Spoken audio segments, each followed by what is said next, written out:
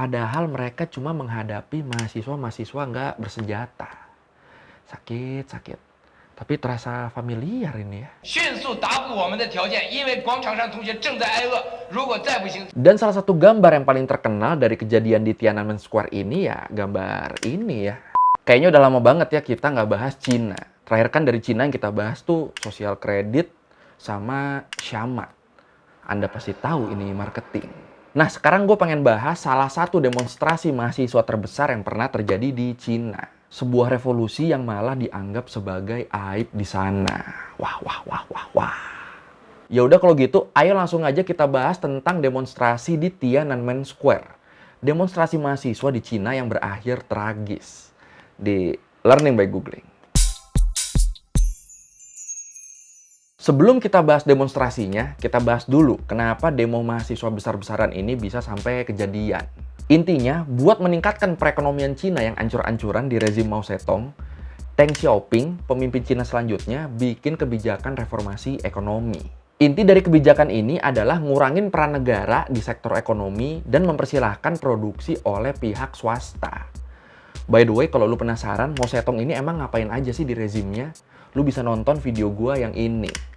Biar lu tahu kenapa dia dianggap sebagai salah satu pemimpin paling kejam di dunia. The famine and its deaths were the direct result of Mao's so-called Great Leap Forward, Mao's relentless push to increase steel production and simultaneously organize farming into mass communes.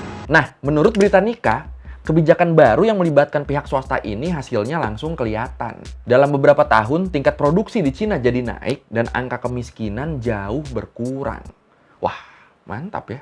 Sayangnya, ternyata kebijakan ini juga menimbulkan masalah baru di Cina. Masalah apa tuh? Jadi, meskipun secara umum kebijakan ini diterima dan punya dampak positif, tapi ternyata sama para elit politik kondisi ini juga malah dimanfaatin buat korupsi dan nepotisme. Ada. Sampai akhirnya di tahun 1986, seorang astrofisikawan Cina dari Universitas Princeton, Fang Liqi, dia memulai kampanye soal kebebasan berpendapat, pemisahan kekuasaan, sama hak-hak asasi manusia. Dia kampanye dari kampus ke kampus. Di tiap kampanyenya, Fang Liqi ini bilang, kemiskinan dan keterbelakangan di negara kita ini tidak bisa lepas dari sistem politik yang otoriter. Gila. Nyali. Akhirnya, kampanye Fang Liqi ini terus ngedorong munculnya aksi-aksi demonstrasi lain. Demo-demo yang nuntut percepatan proses reformasi secara menyeluruh.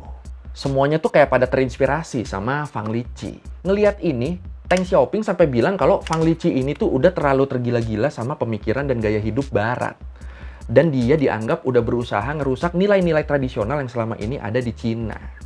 Kalau menurut lu sendiri gimana? Lu lebih setuju sama Deng Xiaoping apa Fang Liqi? Silakan komen. Nah, gara-gara aksi mahasiswa yang semakin sering ini, Hu Yaopang, sekjen Partai Komunis saat itu, dia sampai dicopot karena dianggap terlalu lembut ke para mahasiswa. Hu Yaopang ini sendiri emang dikenal sebagai salah satu sosok yang ikut menolak segala bentuk korupsi dan nepotisme. Terus dia juga dikenal sebagai politikus yang paling demokratis di Cina. Sampai beliau meninggal di tanggal 15 April 1989. Dan karena para mahasiswa tahu kalau Hu Yaopang ini adalah salah satu tokoh politik yang berseberangan sama pemerintah Cina, akhirnya mereka ngeduga kalau kematian Hu Yaopang ini ada campur tangan pemerintah saat itu. Tapi ingat sekali lagi, ini cuma dugaan, belum pasti. Yang pasti akhirnya di hari kematian Hu Yaopang ini, para mahasiswa mutusin buat berkumpul dalam skala besar, buat mengenang kematian Hu Yaopang dan mengantarkan kepergiannya. Sambil tetap menyuarakan aspirasi mereka yang anti korupsi dan minta pemerintah buat lebih demokratis. Nah, di momen inilah para mahasiswa ini mulai ngumpul di lapangan Tiananmen di Beijing. Wah, siap-siap jadi intens nih.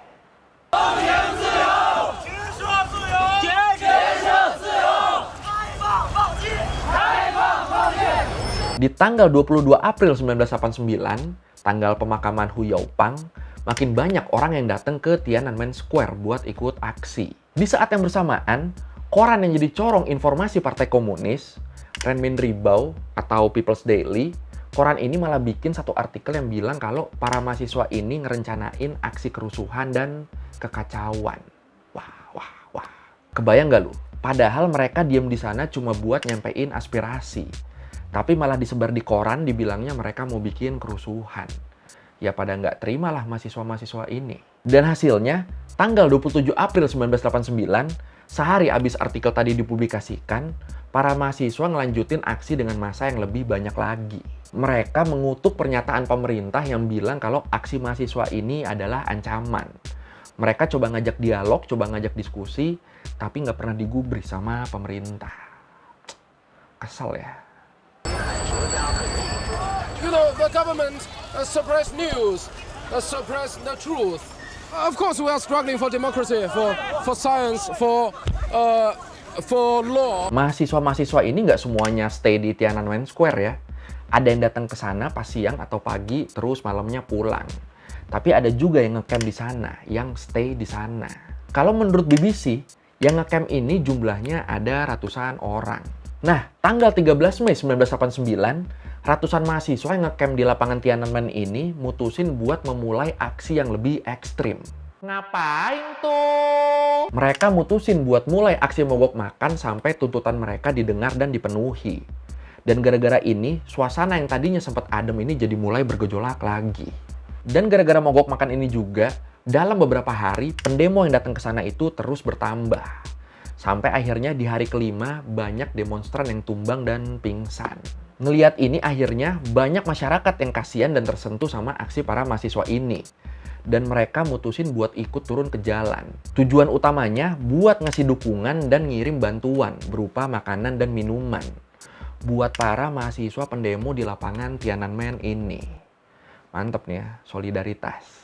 迅速答复我们的条件，因为广场上同学正在挨饿，如果再不行，还在这个问题上纠缠的话，那么我们认为政府毫无解决问题的。 Tanggal 18 Mei 1989, Perdana Menteri Li Peng sempat nemuin perwakilan mahasiswa buat diajak dialog. Tapi abis dialog, para perwakilan mahasiswa ngerasa kalau Li Peng ini sama sekali nggak mau dengerin tuntutan mereka. Dia cuma mau maksain kemauan dari pemerintah Cina. Ya intinya buntulah ini dialog. Besoknya, Cao Qiang, ketua Partai Komunis yang sempat ngadem-ngademin mahasiswa dengan bilang kalau aksi mereka ini patriotik, dia malah datang ke Tiananmen dan minta para mahasiswa nyudahin aksinya. Dan ya jelaslah di sini mahasiswa pada nolak. Sampai akhirnya 2 hari kemudian, tanggal 20 Mei 1989, pemerintah Cina mutusin buat memberlakukan status darurat militer dan mulai nyiapin pasukan bersenjata buat ngawal aksi ini. Wah, runyam. Kalau menurut histori, kurang lebih ada sekitar 250.000 pasukan yang disiagakan di sekitar Beijing buat nanganin demonstrasi di lapangan Tiananmen ini. Gila. Ini kan kayak udah mau perang aja ya negara ya. Padahal mereka cuma menghadapi mahasiswa-mahasiswa nggak bersenjata. Sakit. Tapi terasa familiar ini ya. Beberapa hari kemudian, tanggal 1 Juni 1989, Perdana Menteri Li Peng bikin laporan yang dia kasih judul tentang sifat kekacauan yang sebenarnya. Isi dari laporan ini tuh dia ngasih gambaran tentang demo ini. Di situ dia tulis, gerakan terorisme dan kontra-revolusioner. Apa yang dilakukan mahasiswa ini adalah pengaruh Barat, khususnya Amerika, sehingga Tiananmen harus segera dibersihkan. Anjir, sumpah. Lu ngerti kan di sini maksudnya dibersihkan ini apa? Abis itu, di tanggal 3 Juni 1989, sekitar jam 10 malam, pemerintah Beijing menghimbau masyarakat yang lagi di luar rumah buat segera pulang, demi keamanan diri masing-masing. Ini kan bau-baunya bakal ada yang nggak beres ini imbauannya ya. Dan bener aja, abis itu sekitar 250.000 pasukan yang udah disiagakan tadi akhirnya mulai masuk ke Beijing.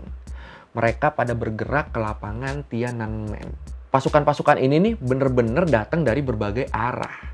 Jadi bener-bener dikepung itu demonstran yang masih stay di lapangan Tiananmen.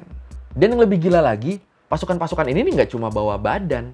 Mereka semua dipersenjatai lengkap, pakai senapan dan peluru tajam. Selain itu juga mereka datang bawa kendaraan taktis dan tank. Ya pokoknya semuanya cuma buat nyerbu mahasiswa demonstran. Speechless gue anjir.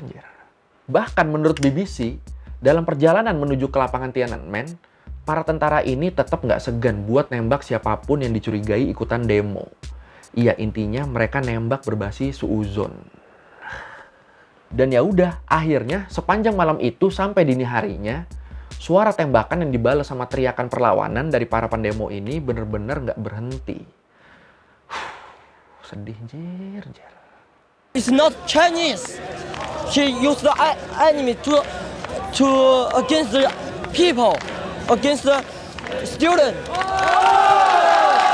Oh iya, di lapangan Tiananmen tuh ada satu patung yang dikasih nama Dewi Demokrasi, yang jadi simbol perlawanan masyarakat.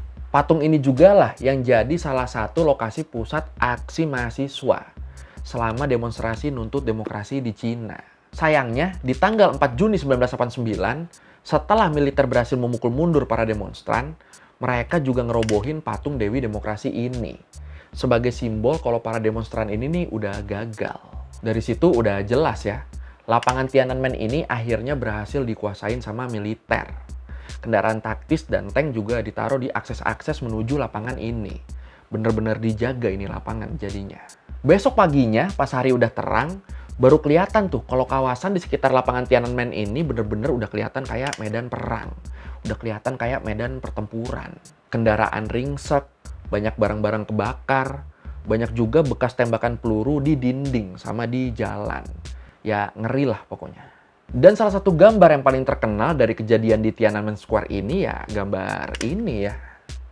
Kalau menurut BBC, gambar ini nih kejadiannya di tanggal 5 Juni 1989, sehari setelah penyerangan. Kalau kita lihat, orang ini nih kayak lagi bawa 2 kantong kresek gitu ya, kayak abis belanja.